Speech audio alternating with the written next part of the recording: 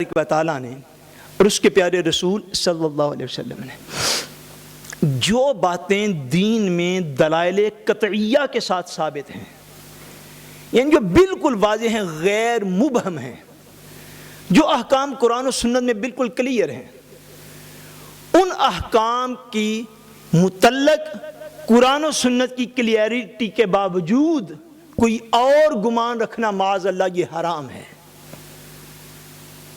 یہ کیا ہے؟ بولیے حرام ہے۔ میں مثال دیتا ہوں، فرمایا وَأَقِيمُ الصَّلَاةَ وَآتُوا الزَّكَاةَ، فرمایا لوگوں نماز کو قائم کرو اور زکوٰۃ کو ادا کرو۔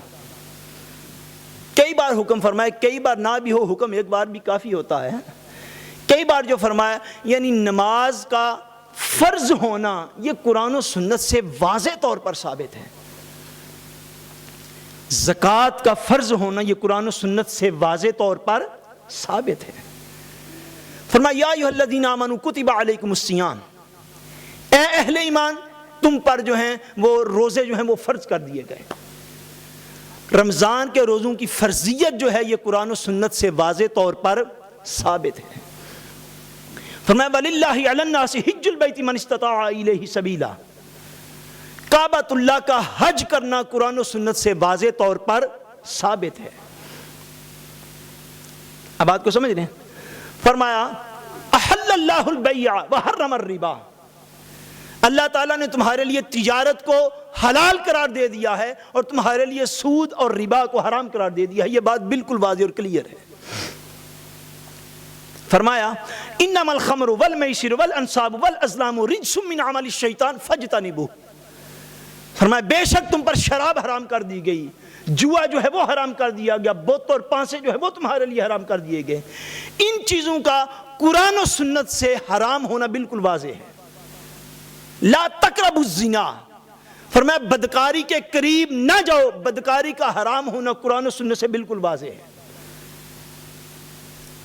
اسی طرح فرمایا ان اللہ حرم علیکم المیتۃ والدم ولحم الخنزیر وما اہل بہ لغیر اللہ، فرمایا بے شک اللہ نے حرام کر دیا ہے تم پر، مردار کو حرام کر دیا ہے، تمہارے اوپر لحم الخنزیر، خنزیر کے گوشت کو حرام کر دیا ہے، تمہارے اوپر جمے ہوئے خون کو حرام کر دیا ہے، اور ایسا جانور جس کے اوپر جو ہے ذبح کرتے وقت بلند آواز سے اللہ کا نام نہ لیا گیا اس کو حرام قرار دے دیا گیا ہے۔ یعنی میں اگر پڑھتا چلا جاؤں احادیث اور قرآن مجید کی آیات کو، متعدد چیزیں، درجنوں سینکڑوں چیزیں جو ہیں وہ ایسی موجود ہیں۔ یعنی ایسے احکام میں بس مثال جس طرح فرمایا یا ایھا الذین آمنوا اذا نودی للصلاۃ من یوم الجمعہ، ان آیات میں جمعے کی نماز کو واضح طور پر فرض قرار دے دیا گیا ہے۔ اب یہ جو سارا سیٹ اپ میں عرض کر رہا ہوں، نماز ہو، روزہ ہو، حج ہو، زکوٰۃ ہو، جہاد ہو، اب یہ اسی طرح جو حرام چیزیں میں نے ڈکلیئر کی، اس کے علاوہ جو حرام ہے، مثلا قرآن مجید نے ایک مقام پر فرمایا کہ دو بہنوں کو ایک نکاح کے اندر جمع کرنا حرام ہے، بات بالکل واضح ہے۔ حضور نبی کریم صلی اللہ علیہ وسلم نے ارشاد فرمایا بھانجی اور خالہ کو ایک نکاح میں جمع کرنا حرام ہے، بات بالکل واضح ہے۔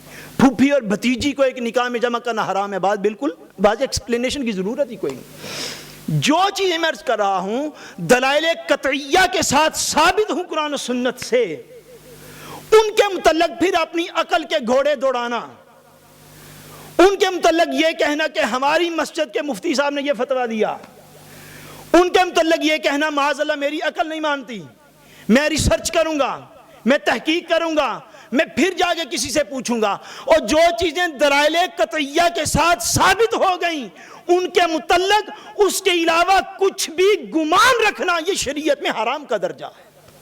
کچھ بھی اور سوچنا، کچھ بھی اور خیال کرنا، جو صفات اللہ تبارک و تعالیٰ کی، فرمایا قل هو اللہ احد، حبیب فرما دیں اللہ ایک ہے، اللہ الصمد، اللہ بے نیاز ہے، لم یلد ولم یولد، نہ وہ کسی کی اولاد نہ اس کی کوئی اولاد۔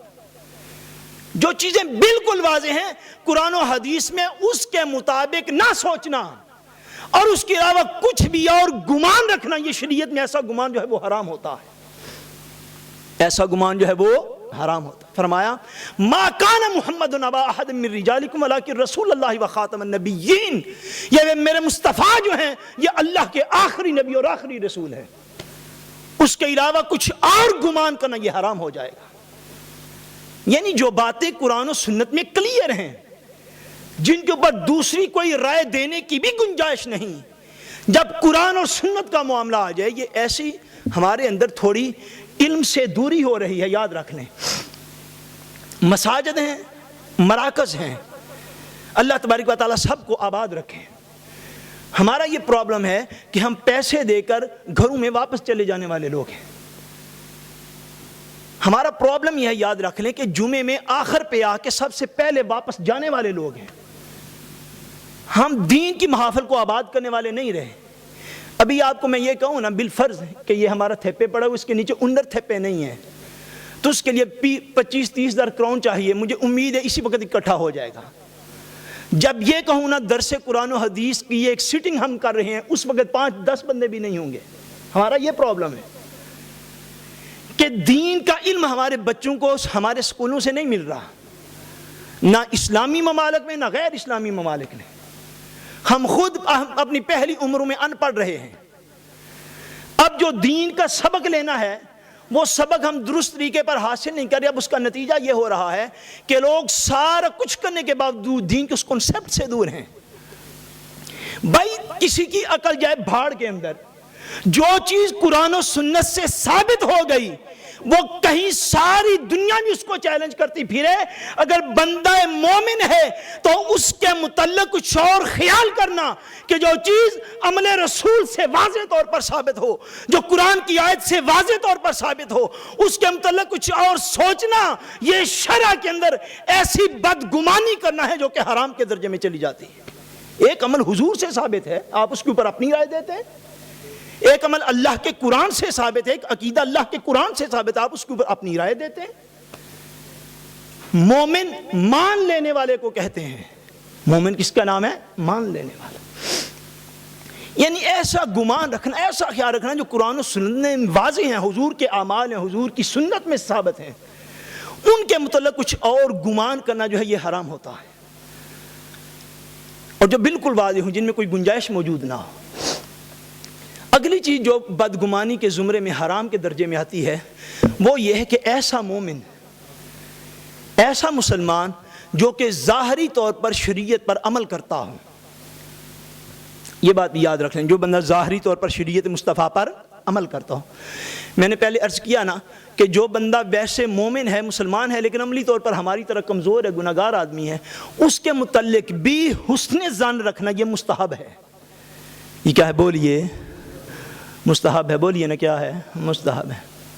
میں دعویٰ تو نہیں کرتا، لیکن مجھے امید ضرور ہے کہ اگر کوئی بندہ درد دل والا ہے تو میں نے پہلے عرض کیا، میری یہ باتیں لاکھوں کی ہیں اس کے لیے۔ میری جان اس طرح کی باتیں ہمیشہ نہیں ملا کرتی اور ہمیشہ ملے گی بھی نہیں، اللہ جانے کتنا وقت ہے، لیکن ان باتوں کو سمجھو۔ انسانی معاشرہ اس طرح چلتا ہے، اور جو مسلمان، یہ شریعت کا قاعدہ ہے، جو مسلمان بھی ہے اور ظاہر اس کا درست ہے، باطن کا حال اللہ جانتا ہے۔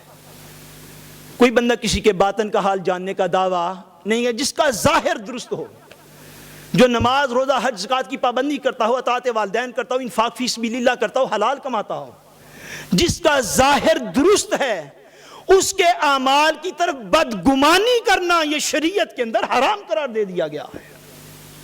یہ حرام ہے شریعت کے اندر کہ جو شخص اللہ کے دین پر ظاہری طور پر عمل کر رہا ہے، اس کے کسی کام اور فعل کے اوپر بدگمانی کرنا اور اس کے کام کی بری نسبت کرنا، یہ ایسا فعل ہے جو شریعت کے اندر حرام ہے۔ اب اس میں وہ میں بات عرض کرنا چاہتا ہوں۔ ایک شخص وہ ہے جو کہ خود حرام نہیں کرتا، لیکن جہاں پر حرام ہوتا ہے وہاں پر چلا جاتا ہے اور اکثر جاتا ہے۔ ہم جن ممالک میں رہ رہے ہیں ان میں مسائل سیکھنے کی ضرورت ہے۔ مثلا ایک شخص نے، اللہ تعالیٰ نہ کرے کوئی شخص ایسا ہو، ایک شخص نے ساری عمر شراب نہیں پی، ساری عمر شراب اس نے نہیں پی، مگر جہاں سے شراب ملتی ہے ان اڈوں پر اکثر آتا جاتا ہے۔ ایک شخص ایسا ہے جس نے ساری عمر بدکاری نہیں کی، مگر جہاں پر ناچنے گانے والی فاحشہ عورتیں جو ہیں وہ موجود ہوتی ہیں وہاں پہ اکثر اس کا آنا جانا ہے۔